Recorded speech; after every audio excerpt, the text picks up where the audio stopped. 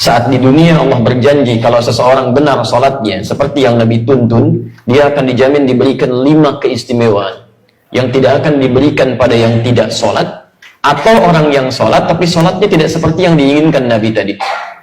Nah, jadi Nabi itu membuat ketat fikih salat, bukan ingin membebani kita supaya rumit salatnya, bukan. Jadi persoalannya, Nabi menginginkan setiap umatnya mendapatkan 5 keistimewaan ini. Jangan sampai ada umat Nabi nggak dapetin satu di antara yang 5 ini. Ya. Dengan cepat, satu, orang yang sholatnya benar dijamin oleh Allah pasti jadi orang baik. Sifat dan sikapnya pasti baik. Ya. Itu ada di Quran surah ke-29 ayat 45, seperti pernah kita bahas di pertemuan lalu. Inna salata tanha 'anil fahsya wal munkar. Orang yang salatnya benar, sungguh salat yang ditunaikan dengan benar itu akan mencegah pelaku dari 2 sumber keburukan. Pertama, fahsya, yang diingkari oleh hati, sumbernya nafsu, syahwat, ya. Maaf, pornografi, porno aksi, zina, LGBT, itu fahsya. Ya. Munkar, keburukan yang diingkari oleh jiwa, sumbernya nafsu perut dan akal. Merampok, membunuh, ya, maaf, mencuri, korupsi, narkoba, macam-macam, itu mungkar itu. Jadi mustahil ada orang sholat perilakunya buruk. Jadi, Nabi menginginkan setiap orang sholat harus jadi orang baik. Silahkan Anda cek ya, anak-anak kita itu baru tumbuh saja, menjelang balik usia 7 tahun, yang ditekankan oleh Nabi itu sholatnya, bukan yang lain. Karena Nabi ajari dia sholat. Kenapa? Karena kalau anak-anak baik sholatnya dari sejak awal, akan tumbuh jadi orang baik setelahnya. Saya ingin sampaikan pesan nih, agak unik sekarang ya. Kalau dulu orang fokus pada sholat nih, sekarang saya agak bingung, anak-anak TK udah diajarin manasik gitu kan. Insya Allah, fokus dulu pada sholatnya gitu kan. Tidak salah memang, cuman fokus pada yang utama gitu. Sholat pada belum baik, masuk ke masjid langkahnya sudah salah, diajarin manasik gitu kan. Tapi memang tidak keliru, tidak, cuma ada prioritas yang harus kemudian jadi patokan di situ. Tapi yang kedua, orang yang sholatnya benar, itu hatinya cenderung tenang. Cenderung tenang. Ada di Quran surah ke-20 ayat ke-14, ditafsir di Quran surah ke-13 ayat ke-28. Kita sudah bacakan. Wa aqimis salata li dzikri, tunaikan salat sebagai zikir kepada saya, kata Allah.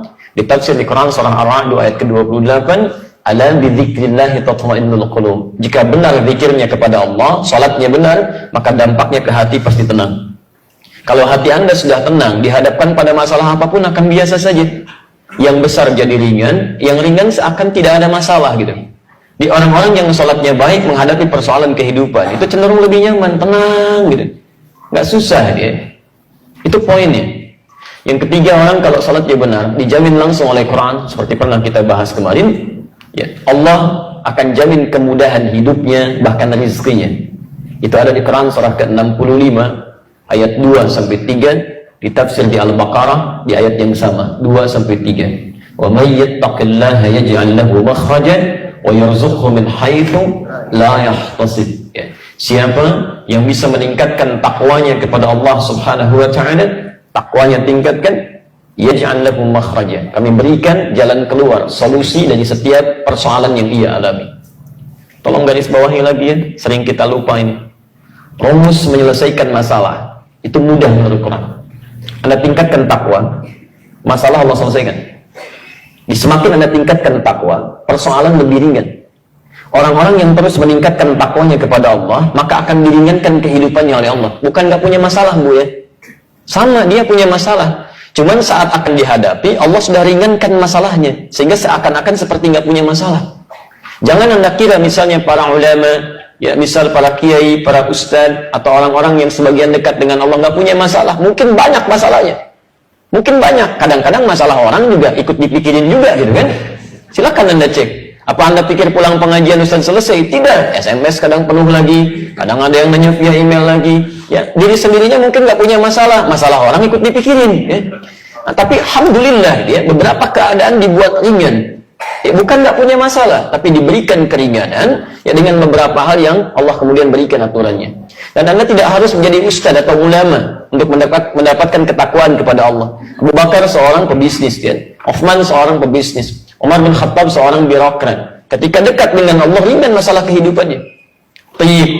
Nah, bagaimana cara meningkatkan takwa? Kalimat takwa disebutkan 115 kali dalam Al-Quran. Kalimat pertamanya bersanding dengan sholat di Al-Baqarah ayat 2-3. Dzalikal kitabu la raiba fihi hudan lil muttaqin. muttaqin. Siapa muttaqin ini? Ayat 3-nya. Alladzina yu'minuna bil ghaib wa yuqimunas shalah, yang menyempurnakan salat.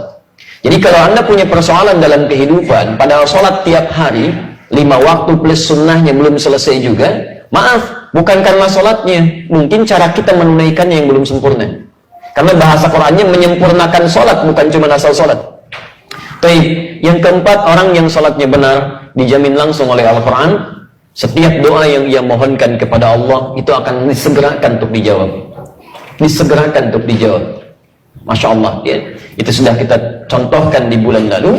Bahkan contohnya, contoh yang sangat luar biasa, yang kata manusia nggak mungkin terjadi, kata Allah tidak ada yang mustahil. Itu contoh di Quran surah ketiga Ali Imran ayat 38 sampai 39. Posisi paling kanan sebelah atas di pojok, ya, yang sudah berumah tangga puluhan tahun, sudah sepuh, rambutnya sudah memutih, fisiknya sudah letih, istrinya maaf divonis menopause dan mandul, kata dokter nggak mungkin nih, ya, ada keturunan. Tapi apa yang terjadi? Teruskan aja ya. Antum kan sudah sholat, tenang aja deh. Urusan lampu padam nyala, urusan kita ta'lim.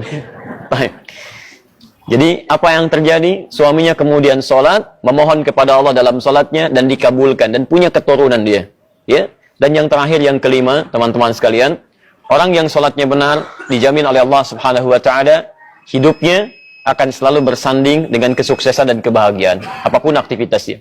Itu ada di Quran surah ke-23 ayat 1 dan 2. Jadi Anda tidak diminta oleh Allah jadi apapun, silahkan aja sesuai dengan apa yang Anda kira-kira inginkan, selama itu baik.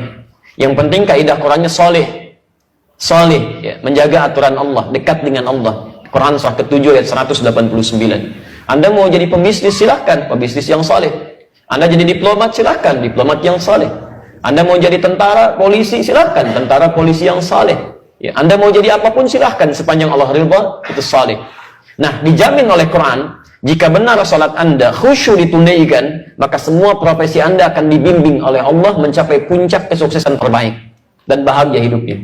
Ya, dalilnya Quran surah ke-23 ayat 1 dan 2. Qad aflahal mu'minun. Orang yang imannya benar pasti akan mencapai kesuksesan dan kebahagiaan dalam setiap aktivitas hidupnya. Apa ciri pertamanya? Ayat 2-nya. Alladzina hum fi salatihim khashi'un. Jadi, rahasia di balik perintah Nabi, ketatnya aturan Nabi terkait persoalan salat ini bukan semata persoalan fikih, tapi Nabi ingin memastikan semua umatnya, satu, baik sifat dan sikapnya, kedua, tenang dalam menjalani kehidupan, ketiga, mudah dalam mengatasi persoalan, keempat, bila cepat dikabulkan Allah, dan kelima, apapun profesi mereka bisa mencapai puncak kesuksesan yang diharapkan dan bahagia kehidupan.